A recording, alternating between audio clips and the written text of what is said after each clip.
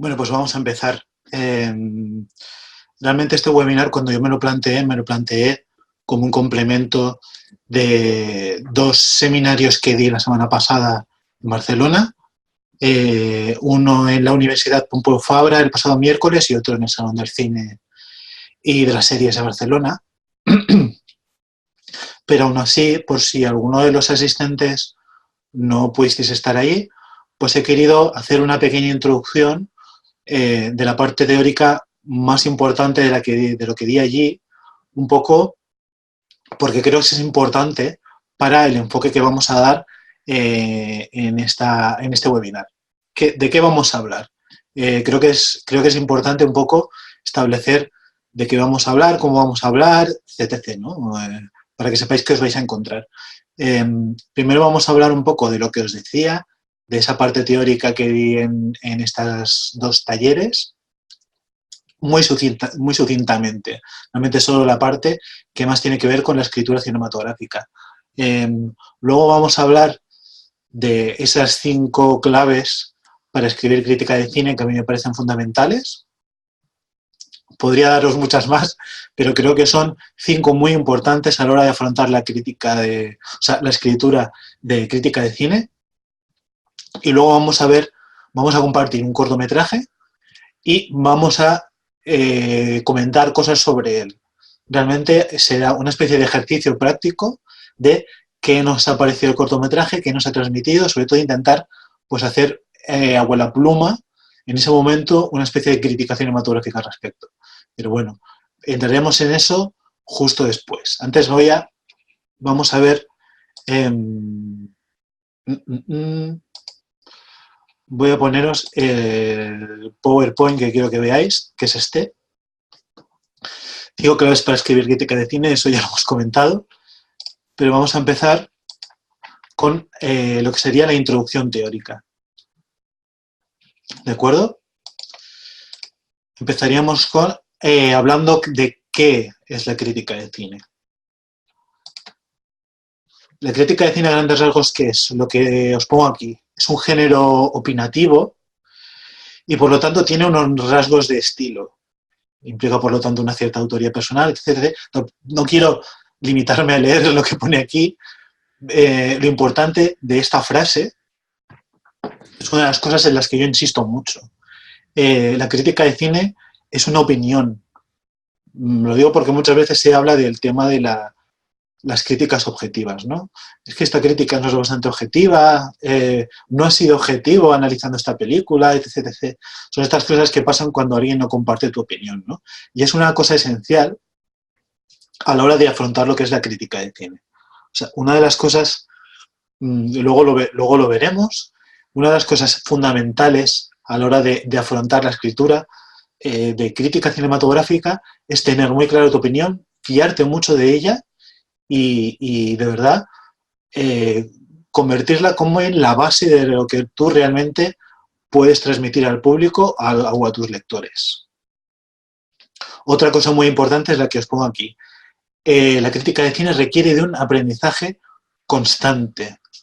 Y aquí os hablo de los críticos que pierden la curiosidad, que se estancan y pierden la frescura, pero también debería hablar de los críticos jóvenes, porque esto desde hace unos cuantos años, bastantes, cada vez encuentro más, que son críticos que se dan cuenta de que tienen mucho que aprender y como no quieren dejar de escribir sobre cine, lo que hacen es empezar a escribir sin tener conocimientos suficientes para ello. Esto es muy peligroso, porque uno tiene que aprender continuamente. Y cuando digo aprender me refiero no solamente a ver películas, también a leer libros, a leer a otros críticos, no solo españoles, también de otros países. Es importante leer muchísimo, porque uno también adquiere mucho lenguaje, coges background, todo eso ayuda a que tus críticas, luego cuando te sientes a escribirlas, sean mucho más ricas.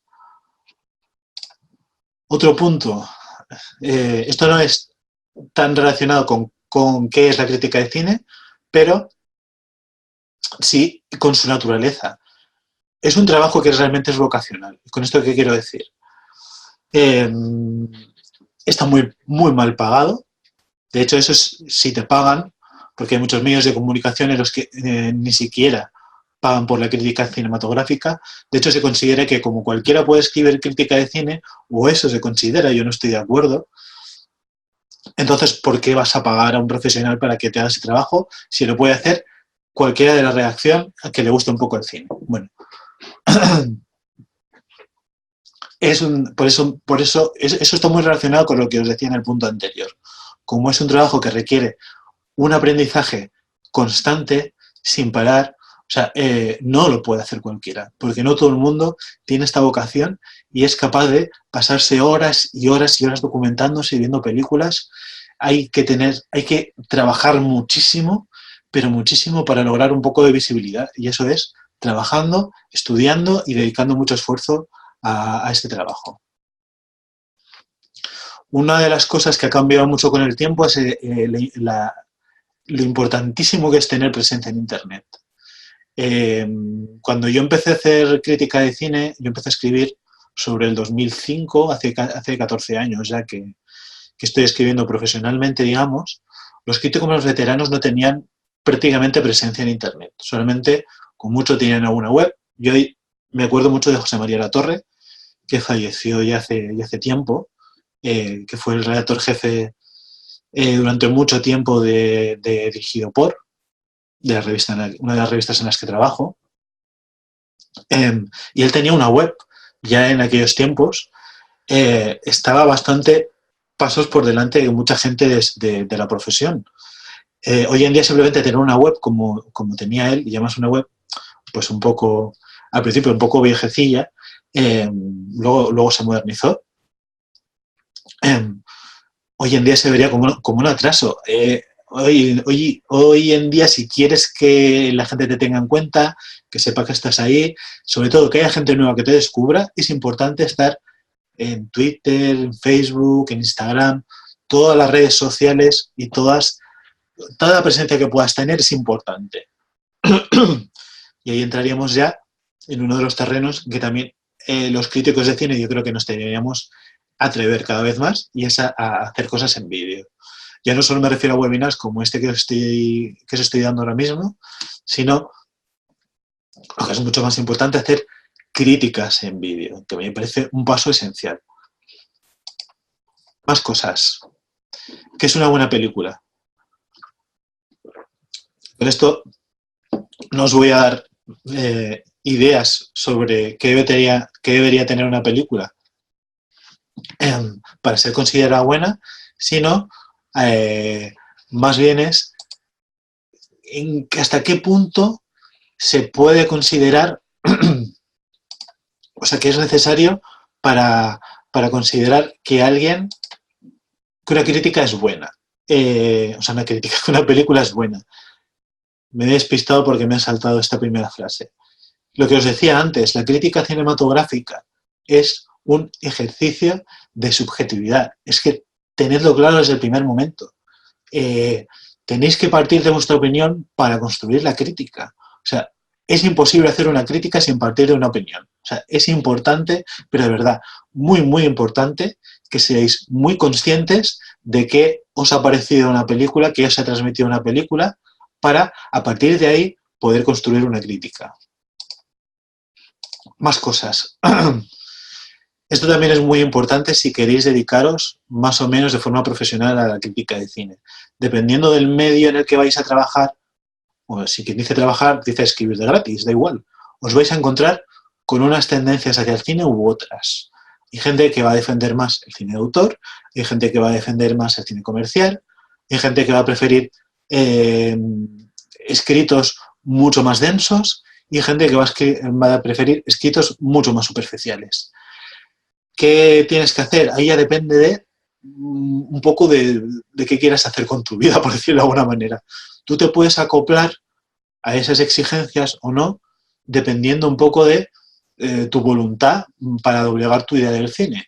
Lo que os pongo aquí. O sea, si tú tienes unas ideas muy claras y quieres defender unas ideas concretas, pues sinceramente yo creo que lo mejor es ser fiel y no renunciar. Y si hace falta decirle que no a un medio, pues oye, hay que hacer un medio. Pero, o sea, hay que decir que no a un medio. Pero sí que es verdad que a veces hay que adaptarse a las circunstancias. Yo lo comenté en los talleres que hice la semana pasada. No es lo mismo escribir en imágenes de actualidad que en dirigido por. Una de ellas es mucho más exigente con los lectores y otra no lo es. Entonces, cuando estás acostumbrado a un tipo de texto más exigente, yo creo que también hay que saber rebajar. Soy consciente de que a veces el trayecto contrario es mucho más complicado, porque cuando estás acostumbrado a hacer textos más sencillos, dar ese paso hacia algo más complejo cuesta un poco, pero es posible. Simplemente es concentrarse, confiar en uno mismo y, de verdad, tener ideas más o menos complejas. Y yo creo que todas las podemos tener. Perdón, pero es que estoy con la garganta un poco tocada. Lo que antes os decía, una de las cosas esenciales para un buen crítico, tienes que partir de la impresión subjetiva que te ha transmitido esa película y a partir de ella elaborar una reflexión de qué te ha llevado esa impresión.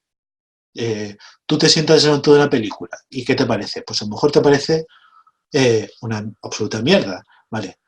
Pues en vez de poner por escrito esto me parece una absoluta mierda, una crítica bien hecha realmente te lleva a sentarte a reflexionar por qué no te ha gustado esa película. ¿Qué es lo que hay dentro de esa, pues, esa estructura, el trabajo de fotografía, el trabajo de los actores, simplemente el aire del proyecto? ¿Qué es lo que no te ha funcionado? Y si, no sé, el tema de los placeres culpables, ¿no? Esta película es una mierda, pero a mí me encanta. Yo me lo paso muy bien. Es un placer culpable. ¿De qué viene un placer culpable? Pues a lo mejor es que hay algo en esa película que tú no quieres reconocer que hace que funcione. Y eso es esencial reconocerlo para poder escribir crítica de cine. Ahí sí que hay que ser, entre comillas, objetivo. Y no es ser objetivo. Es simplemente ser capaz de coger esa impresión subjetiva, alejarse un poco de ella hasta cierto punto y a partir de ello elaborar la reflexión de por qué has tenido esa impresión. Y luego otra cosa esencial.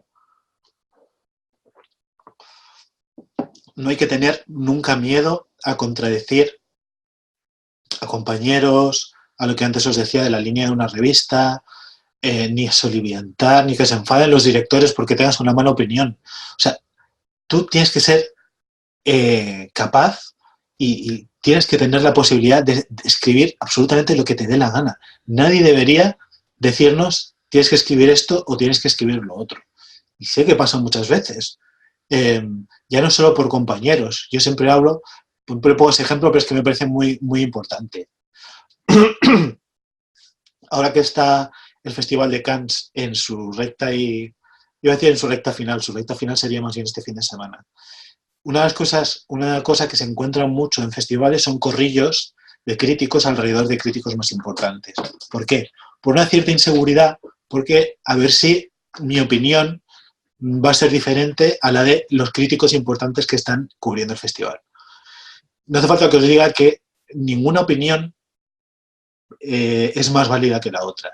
Puede ser que la de un crítico más reputado, que tenga más experiencia, esté más mejor contextualizada, esté mejor matizada que la tuya. Pero ese es un proceso que se puede trabajar, eso es algo que se puede trabajar a base reitero, a base de trabajo.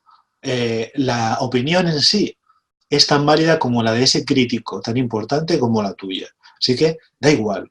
La línea en la revista, lo mismo. Si tú tienes una opinión, nadie debería decirte no escribas esto, porque es lo que hay, es tu opinión, como antes decía. Y directores, sí. Hay directores, sobre todo en España, en otros países es más difícil porque si escribes sobre una película de Hollywood, sinceramente, se escriben tantas críticas que ya os digo que los directores americanos no se van a poner a contradecirlas a todas, excepto piraos tipo Uwe, en general eso no se produce. Pero en España sí que os podéis encontrar, al hablar de películas españolas, que haya directores que se piquen. A ver, si estáis diciéndole a un director que su película es una mierda o que él es un idiota, entonces, sinceramente, no os podéis esperar otra cosa. Ahora, si vuestra crítica realmente más o menos es ponderada y habéis desarrollado más o menos bien lo que queréis decir, no tienen por qué enfadarse porque simplemente estáis expresando una opinión. Creo que me estoy enrollando demasiado con esto. Pero bueno, sobre el proceso de preparación / escritura de una crítica. Esto es como lo hago yo, ¿eh? Luego cada maestrillo tiene su librillo.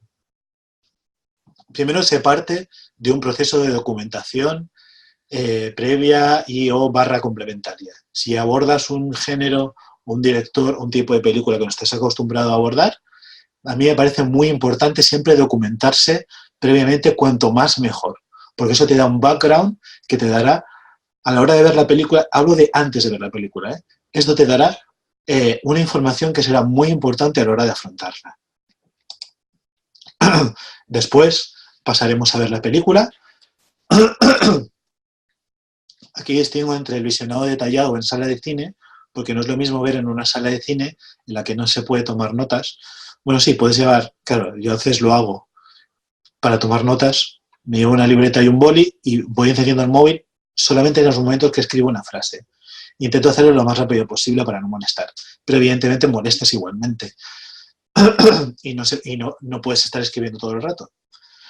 Es mucho más fácil en casa, con un DVD, un Blu-ray, un Vimeo, o lo que sea, poder ver la película, irte deteniendo y ser, con perdón, mucho más puñetero a la hora de escoger todo lo que quieres decir sobre esa película. Porque cada plano, cada secuencia, a lo mejor ves algo que tú te quieres apuntar. Y eso es importante hacerlo. Luego, a partir de todas las notas que tú has tomado, porque esto es esencial, ¿eh? Siempre una película con el bloc de notas al lado. Si es en una sala de cine y no queréis lo del tema de apuntar, no os recomiendo en absoluto apuntar a ciegas. Yo lo intentaba al principio y luego cuando salía no entendía nada. Es mejor, en cuanto salgas de la sala, coger la libreta y escribir todo lo que tengas en la cabeza, que no intentarlo en el cine porque va a ser casi peor. Pues esas notas es importante, después de haber visto la película, repasarlas. Sobre todo, si dejas un día, dos, las notas a un lado para que un poco cuando las vuelvas a coger no las tengas tan recientes y puedas verlas con otros ojos. Eso es muy importante antes de escribir. Estructuración de ideas. Yo hoy en día ya no lo hago, pero cuando empezaba a escribir crítica, una de las cosas que a mí me parecía fundamentales es hacer una estructura de lo que vas a hacer. Es decir, yo quiero hablar de esto, de esto, de esto, y qué estructura voy a usar para hacerlo. Incluso lo hacía teniendo en cuenta la cantidad de caracteres o de palabras que tenía que escribir, hacía una estructura, precisamente cada idea dedicándole una serie de palabras o de caracteres. ¿Por qué? Porque es mucho más fácil entonces sentarte y tener muy claro qué es lo que vas a escribir desde el principio hacia el final, hasta el final. Hoy en día ya no lo hago, pero cuando tú empiezas es muy importante esta estructuración para tener más o menos claro lo que vas a escribir. Luego entraríamos en el proceso de escritura, que es, bueno, pues básicamente con esas notas te sientas y escribes. Y luego entraríamos en una de las partes que a mí me parece que se descuida más y que me parece esencial. Es el repaso, corrección y posible reescritura. ¿Por qué es importante? Primero, para mí es importantísimo, yo le dedico mucho tiempo a reescribir los párrafos completos. ¿Por qué? Porque esto es una expresión mía, es un tema personal. A mí le dedico mucho tiempo y mucha atención al ritmo de las frases, a cómo están construidas, a cómo se encadenan unas con otras. Es verdad que yo uso frases muy largas y eso puede provocar que dé la sensación de que escribo así, de que vomito lo que estoy escribiendo, pero en realidad no. O sea, cuando hago esas frases, siempre es con una intención en cuanto al ritmo, en cuanto a lo que intentan transmitir, y eso es un tema de ya no solo escribir, sino de corregir, y reescribir constantemente y de volver a corregir. Una cosa que también yo os recomiendo es que cuando tengáis la versión que consideréis definitiva de la crítica, la imprimáis en papel, porque realmente corregir en papel hace que salten mucho más, o sea, tengas mucho más clara los errores que si no lo veis en pantalla. En pantalla es mucho más fácil no darte cuenta de cosas. Y ahora pasamos ya a lo que sería la parte fundamental del webinar, que son esas claves que antes que os he dicho que os quería dar. Clave 1. Y esta es una de las cosas más importantes que os voy a decir en este webinar. O sea, realmente es esencial. Hay que fijarse en el cómo se nos está contando la historia, no en el qué se nos está contando. ¿Qué quiere decir? Que lo importante en una película, en un cortometraje, lo que sea, no es ni la historia, ni los diálogos, por buenos que sean, sino cómo se nos está contando en imágenes esa historia. Cuando uno empieza a escribir crítica, uno tiende a valorar más, pues eso, si nos ha gustado la historia, si nos han gustado los actores, si los diálogos están bien, pero se nos pierde el cómo está utilizando el director la cámara, cómo está utilizando los decorados, de qué manera se usan, por ejemplo, los colores para distinguir a unos personajes de otros, el vestuario, temas de vestuario, tema de dirección artística, decorados. O sea, todo eso es un conjunto que hace que esa película se esté contando de una manera y no de otra. ¿Por qué es tan importante? Porque realmente la imagen, y específicamente la imagen en movimiento, es lo que distingue el cine de otras artes. Así que por eso hay que darle tanta importancia y es tan esencial, de verdad, darle vueltas y sobre todo fijarse muchísimo en los movimientos de cámara. Es una cosa en la que luego te acostumbras, pero es verdad que al principio cuesta un poquillo. Segunda clave. A la hora de hacer una valoración de una película es esencial dejarse llevar por la intuición. Y no me refiero a ver la película y tener una opinión como antes os decía, sino cuando estás pensando en la película, a veces uno tiene intuiciones. O sea, ves conexiones que mientras estás viendo la película no se te han ocurrido, o se te ocurre. De pronto estás viendo la película y se te ocurre una conexión con otra película. Para la que a lo mejor no tienes una gran explicación, pero esos fogonazos que casi no sabes explicar son lo mejor para construir crítica de cine, porque te llevan a hacer conexiones, a buscar referencias, sobre todo a fijarte en cosas determinadas de las películas que pueden ser esenciales, para diferenciarte de otra gente que ha escrito sobre esa película. Yo es una cosa que he aprendido a valorar mucho y es el hecho de ser muy intuitivo. Y cuando digo muy intuitivo, me refiero a ideas que a priori te pueden parecer absolutamente absurdas. Algunas de esas ideas absurdas, si te pones realmente a profundizar en ellas, a lo mejor lo son al final, pero a veces de estas ideas absurdas te encuentras con auténticas joyas que te das cuenta que no te equivocabas. Y es muy importante, de verdad, profundizar en ellas. Clave 3. Y esto puede parecer una verdad de puro orgullo, pero es importante. Cada vez que vuelves a ver una película, la estás redescubriendo. Y esto ya no me refiero solamente cuando has visto una película y la vuelves a ver. Evidentemente ves detalles nuevos, ves temas de movimientos de cámaras y tal que no hayas visto la primera vez, sino que cuando uno crece y madura, también se da cuenta de cosas que a lo mejor cuando estás empezando, no,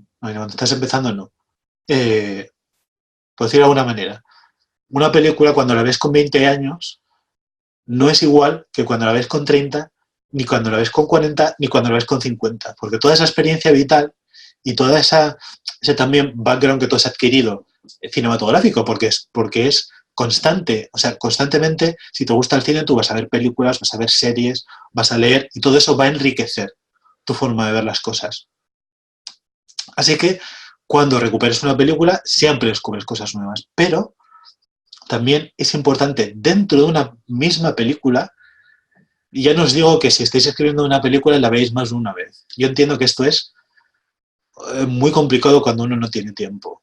Yo esto no lo hago, pero sí que hago una cosa, que es volver a ver determinados planos, determinadas secuencias determinados momentos que a mí se me han quedado o que cuando reviso la película dentro de mi cabeza me doy cuenta que son importantes para el discurso que yo quiero hacer.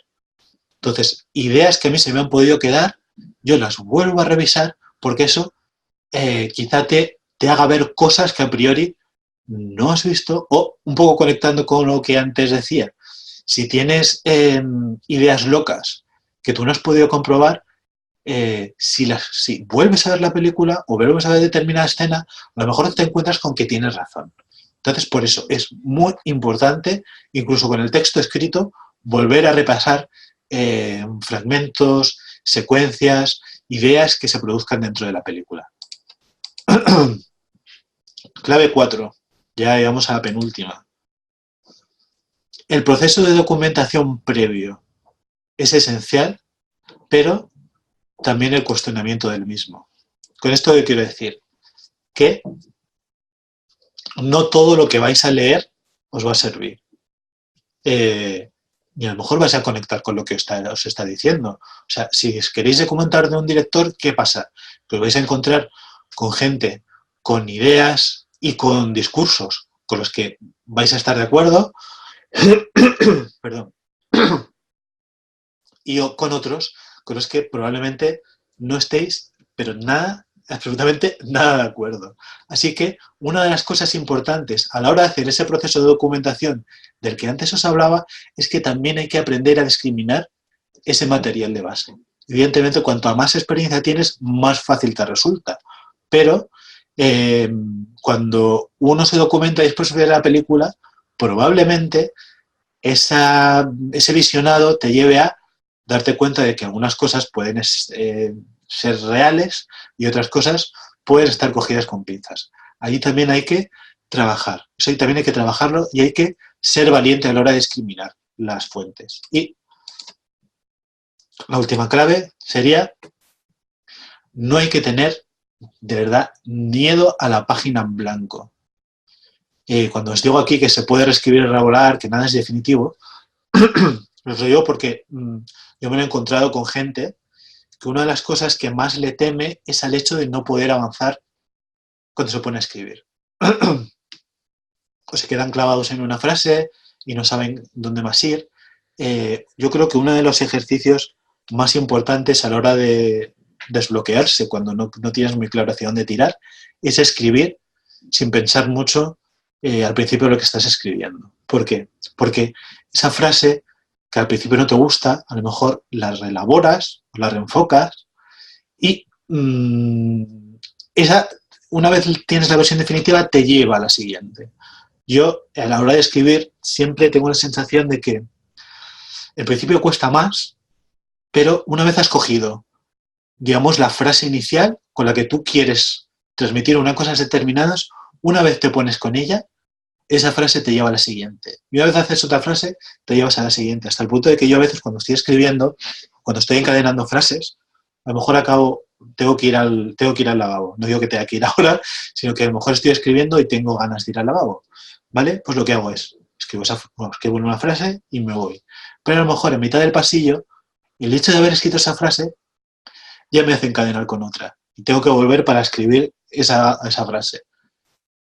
Vuelvo a ir y me vuelve a venir otra cosa. Y bueno, a veces me pasa 2 o 3 veces de tener que estar volviendo continuamente.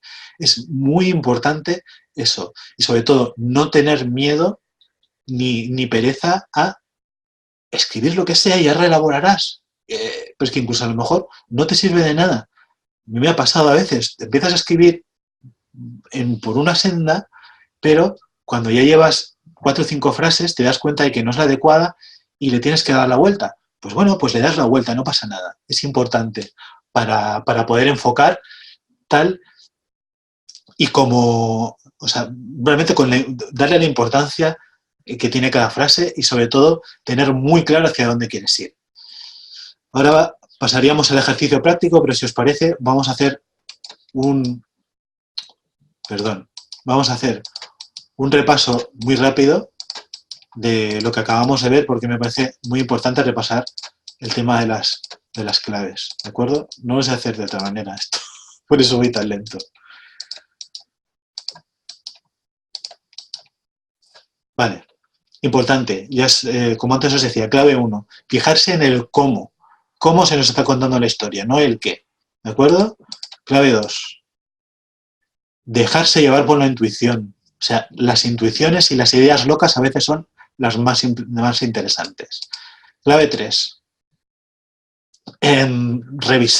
revisar películas, revisar planos, revisar secuencias, porque te puedes encontrar con cosas nuevas. Habiendo pensado la película, habiéndola revisado, siempre te vas a encontrar cosas diferentes y cosas interesantes. Clave 4. El proceso de documentación y ser capaz de cuestionarlo y de discriminarlo, porque te puede llevar a tropiezos. Ojo, esto es importante, ¿eh? Y clave 5, no hay que tener miedo a escribir lo que sea, aunque te pueda parecer luego una basura lo que estás escribiendo. Yo digo, a mí me ha pasado de escribir cosas y decir, joder, madre mía, esto no hay por dónde cogerlo. Pero el hecho de haber escrito algo que a mí me parece que no hay por dónde coger, me lleva a escribir algo mejor. Y eso es un proceso continuo, ¿vale? 5 claves, ¿las tenéis claras? Vale, pues ahora sí que vamos a pasar al ejercicio práctico. Voy a salir de aquí un momento. Un segundo porque voy a ver cómo vamos. Vale. Vamos a ver un cortometraje, ¿de acuerdo? De unos 15 minutos y luego vamos a hablar al respecto. Vale. Os explico el contexto en el que yo me encuentro con este cortometraje, ¿vale? Yo hice jurado de cortos de un festival, Corto Pilar, y este corto está en competición entre muchos otros, entre ellos Madre de Rodrigo Sorogoyen. Supongo que sabéis que Sorogoyen está convirtiendo ahora mismo en un largometraje. Luego ha explicado que realmente había concebido ese inicio, o sea, ese cortometraje como el inicio de un largo, que era como una especie de, ¿cómo decirlo?, como un teaser, ¿no?, del largometraje. Pero se ha llevado muchos premios y en general se ha apreciado mucho porque está narrado todo en plano secuencia. O sea, técnicamente y a nivel, es verdad, a nivel de lenguaje, pues es muy interesante, ¿no? Porque realmente plantea durante 15 minutos de tensión. No sé si lo habéis visto. No está para ver gratis por internet, pero si tenéis la oportunidad de echarle un ojo en algún momento, es verdad que es interesante porque básicamente cuenta la historia de una madre que ha dejado a su hijo pequeño con su expareja y el niño se queda solo en Francia, en un sitio en el que ella no puede acceder. Y son todos los esfuerzos de ella durante esos 15 minutos para encontrarlo, localizarlo y de intentar salvarlo, ¿vale? Es muy angustioso y es verdad, pero es una historia que no tiene final. ¿Qué es lo que pasa? Que yo me encontré con este corto mucho más sencillo a priori, mucho más directo, pero que a mí me gustaba mucho más.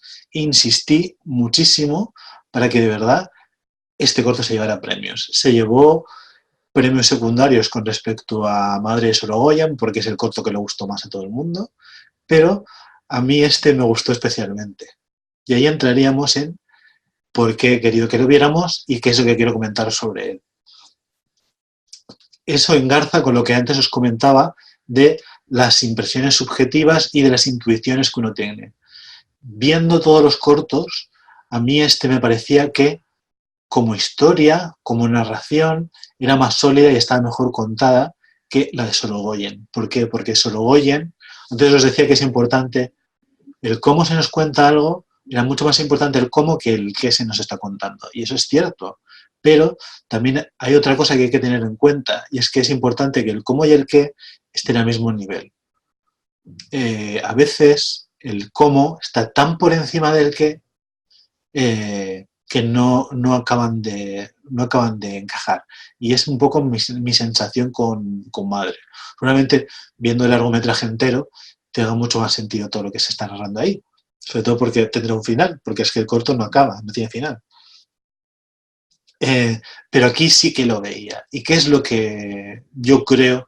Claro, vosotros solo habéis tenido una oportunidad de verlo, pero ¿qué es lo importante de este cortometraje? Que tiene una apariencia muy sencilla, pero que detrás de ello hay una complejidad en las relaciones que a mí me parece sorprendente. Y bien, volviéndolo a ver, realmente me doy cuenta de que hay un trabajo muy sutil y muy interesante de la colocación de la cámara, por ejemplo.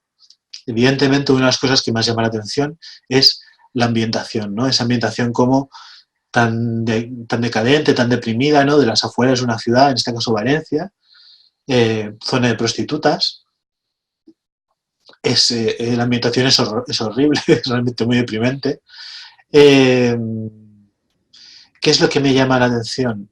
Aparte de que las interpretaciones de los actores, sobre todo ella, me parecen extraordinarias.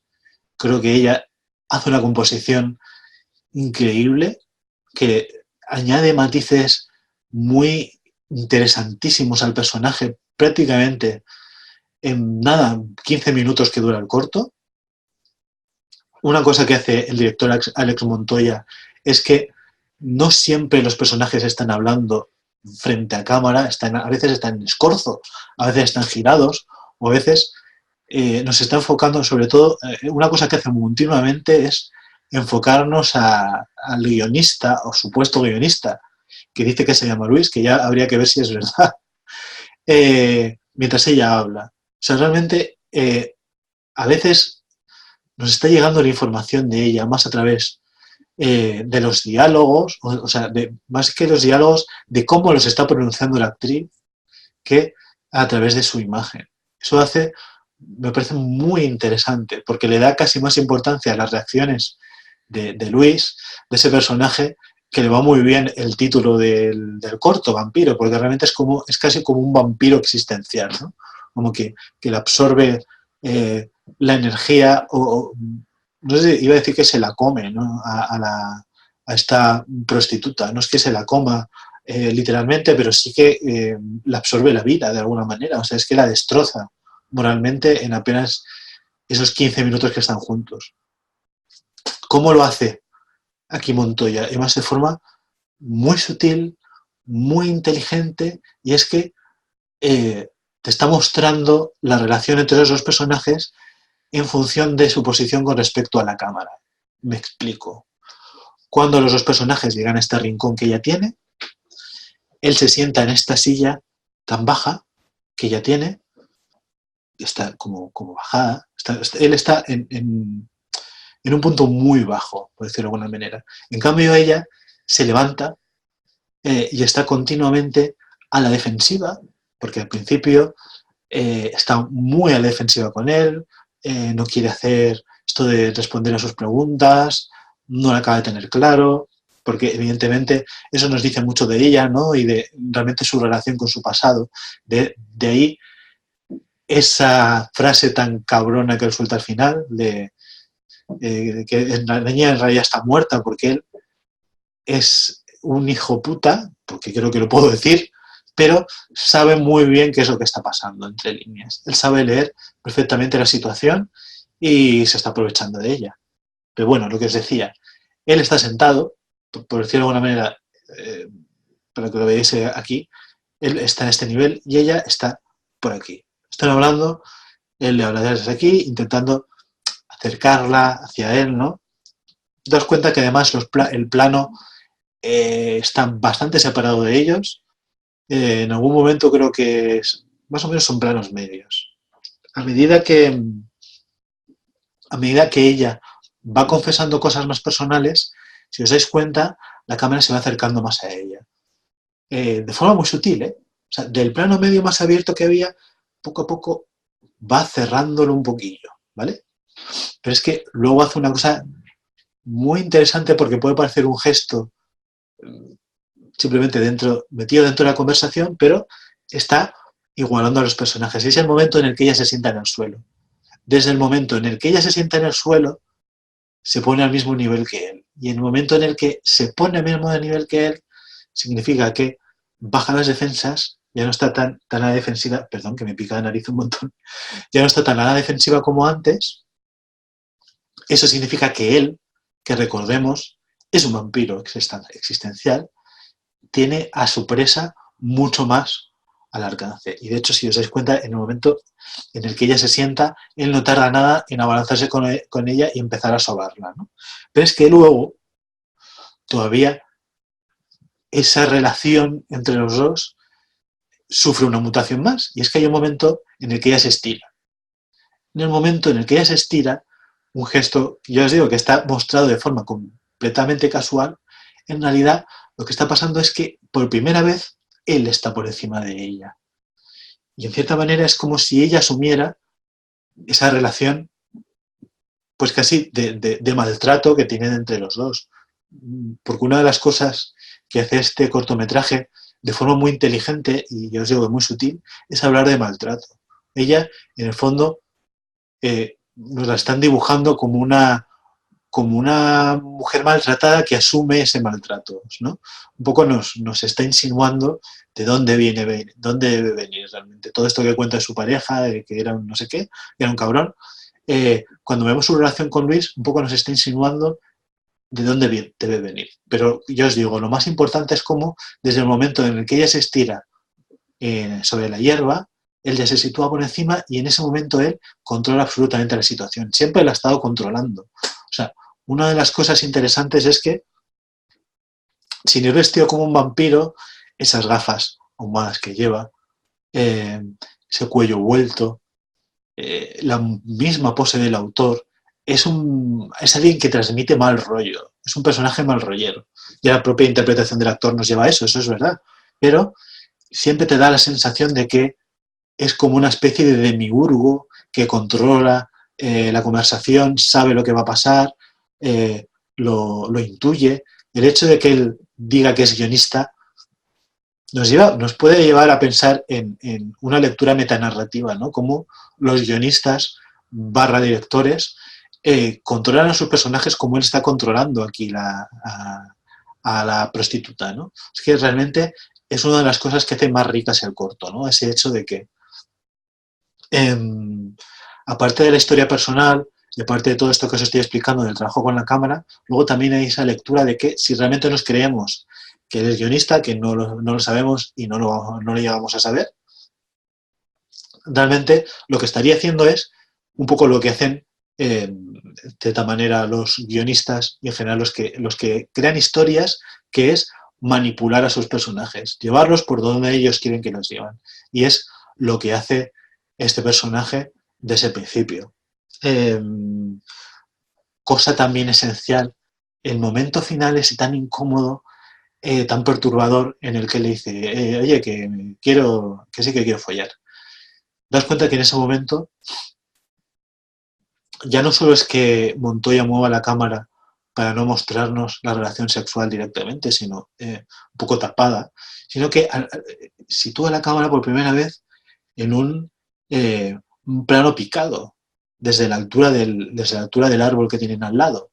Y esto es importante porque te está hundiendo todavía más al personaje de la prostituta, dentro de lo que es el plano. Lo que significa que ese momento es el momento de humillación máxima del personaje. Y de hecho, el guionista, el supuesto guionista Luis o supuesto Luis, es el momento en el que peor la trata sin duda. Dice esto de las tetas viejas, es desagradable, supone que la viola analmente sin ponerse siquiera condón. Y si os dais cuenta, además, Montoya añade un detalle para hacer todavía más perturbador el momento. Y en este momento, desde que empieza toda esta secuencia, añade como una distorsión en el sonido, como un pitido de fondo que hace que, de cierta manera, te sientas incómodo con respecto a todo lo demás. Y todo esto, ya os digo, lo hace desde la apariencia, que simplemente está rodando a dos actores hablando esos diálogos que ha escrito él. Y es verdad, está rodando a dos actores diciendo los diálogos que él ha escrito, pero lo hace con una serie de intenciones estéticas muy concretas. Y es lo que hace, para mí, hace que funcione también este cortometraje. ¿Qué es lo que os quería mostrar con todo esto? Cómo la impresión que uno puede tener intuitiva a partir de un producto audiovisual, en este caso un cortometraje, ni vamos a ver un largo, habría sido demasiado, cómo esa primera impresión, que en mi caso tuve, dentro del contexto de ejercer de jurado de un certamen de cortos, porque claro, cuando tienes que hacer de jurado de algo así, tienes que ver una media de 15-20 cortos, acabas un poco hasta el gorro, entonces no repasas, ¿no? Realmente te dejas llevar más por tu intuición.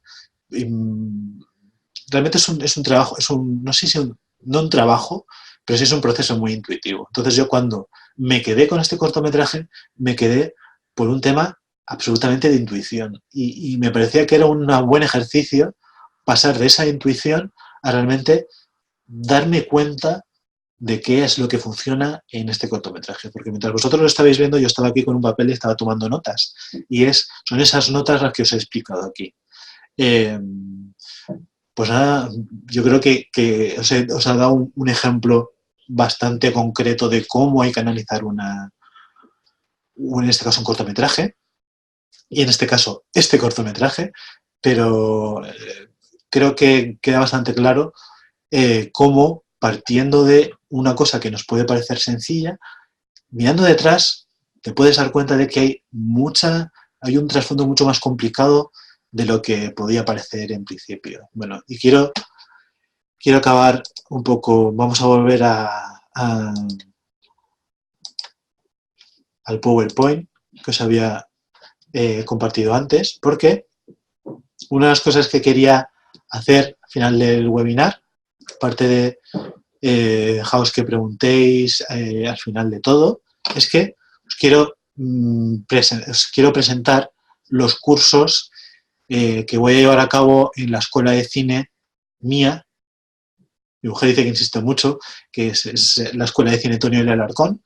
En concreto, son 2 cursos a largo plazo. Hasta ahora hacía cursos temáticos relativamente cortos. A partir del próximo septiembre voy a estrenar 2 cursos de larga duración que espero ir repitiendo anualmente, si funcionan, que espero que sí. Son 2 en concreto y además relacionados entre sí. Uno es Historia del cine en 30 películas. Como yo creo que su nombre es bastante explicativo, pero bueno, básicamente lo que vamos a hacer es proponer 30 películas a lo largo del año, más o menos una por semana. Eso sí, los alumnos tendrán que buscarla, o bueno, yo intentaré facilitar la forma de verla. ¿Cómo funcionará? Pues yo y otro profesor que anunciaré más adelante, un crítico muy reconocido y muy consolidado, pero que bueno, ya anunciaré cuando esté la cosa más, digamos, hablada, esté la cosa más avanzada.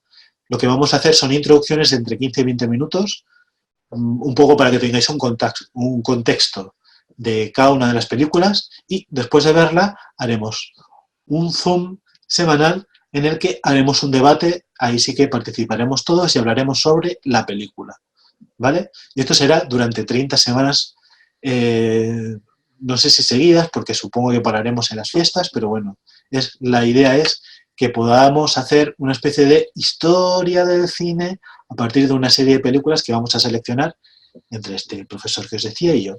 Este curso está relacionado con el siguiente porque se van a complementar o van a estar conectados. Y es el curso que está muy relacionado con este webinar, que es un curso de crítica cinematográfica que voy a hacer yo, y en el que vamos a abordar de forma mucho más amplia historia de la crítica, vamos a hablar un poco de puesta en escena, vamos a profundizar un poco más en herramientas para escritura, voy a intentar hacer ejercicios para que os podáis soltar todos si hace falta.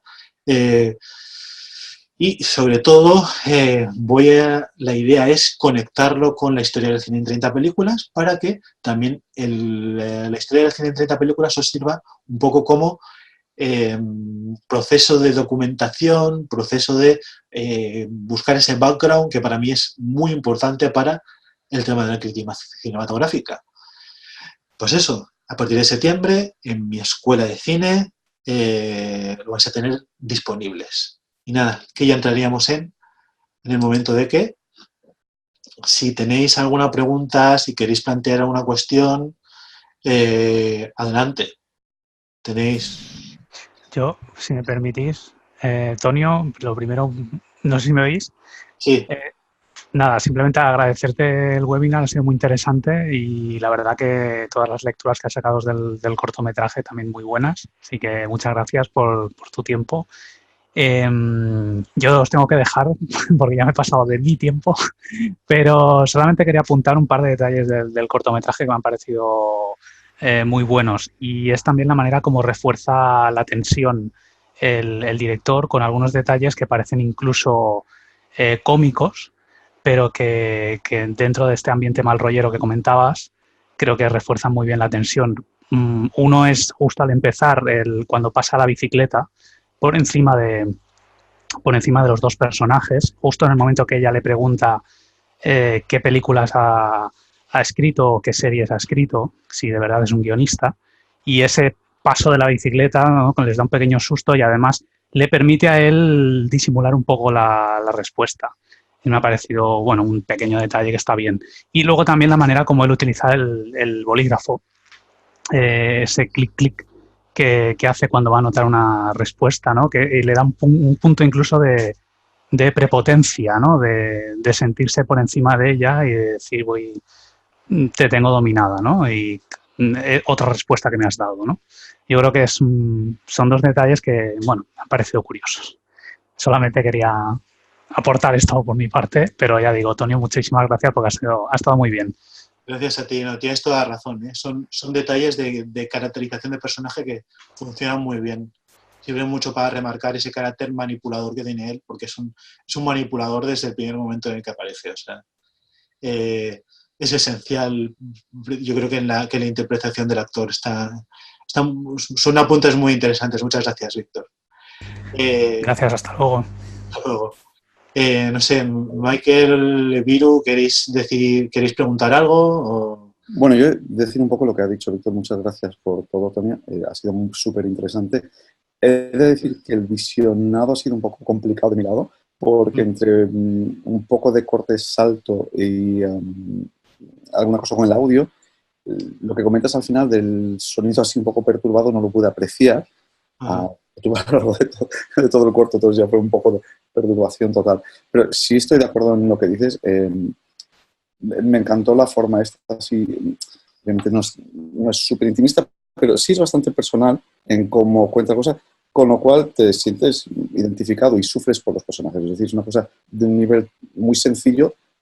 La protagonista parece muy sincera y al ser sincera, pues hace que tú, pues, por un momento sientas más compasión por ella, aunque lo que digas sea mentira o cosas así. Pero bueno, he de decir que ha sido un poco accidentado, por lo menos de mi lado, no sé si por la conexión o algo así.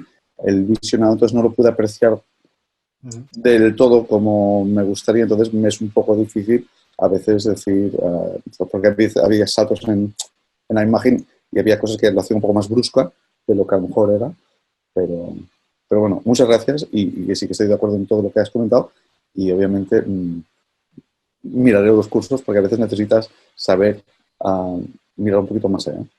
Pues muchas gracias. Lo que voy a hacer después es que os pasaré el link del corto para que lo podáis ver, ¿vale?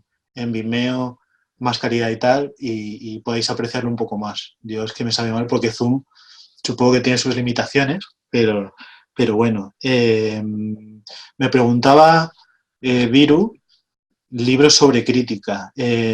Voy a buscar un PowerPoint que tengo de los otros cursos, porque ahí sí que tengo recomendaciones de libros que son interesantes para completar el tema. Si es... Vamos a ver. Sí, esta es la bibliografía que yo recomiendo. Ahora no sé dónde tengo. Ah, sí, está aquí el botón.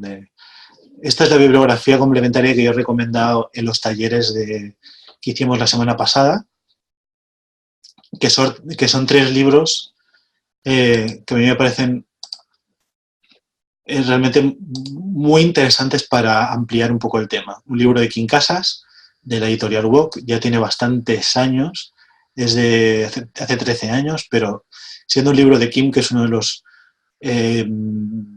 críticos de cine más importantes que hay en nuestro país hoy en día, yo creo que es importantísimo.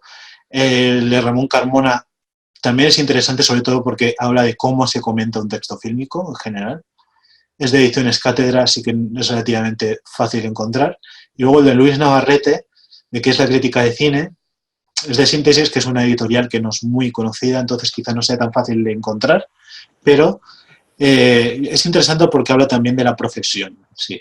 Entonces, os puede servir un poco para haceros una idea más global de todo lo que implica la crítica de cine. Nada, pues si no tenéis, si tenéis alguna otra cuestión la queréis plantear, si no, pues lo dejamos aquí. ¿Tenéis algo más que comentar? No, muchas gracias. Pues nada, muchas gracias a los dos. Espero que hayáis disfrutado, que no se hayáis hecho demasiado largo. Perdón por los problemas técnicos, porque de verdad que es la primera vez que toco Zoom. En general creo que ha funcionado bastante bien, pero bueno, he tenido peores experiencias con otras plataformas. Pues muchas gracias y si consigo sacar la grabación os pasaré una copia, ¿de acuerdo? Muchas gracias. Perfecto, gracias.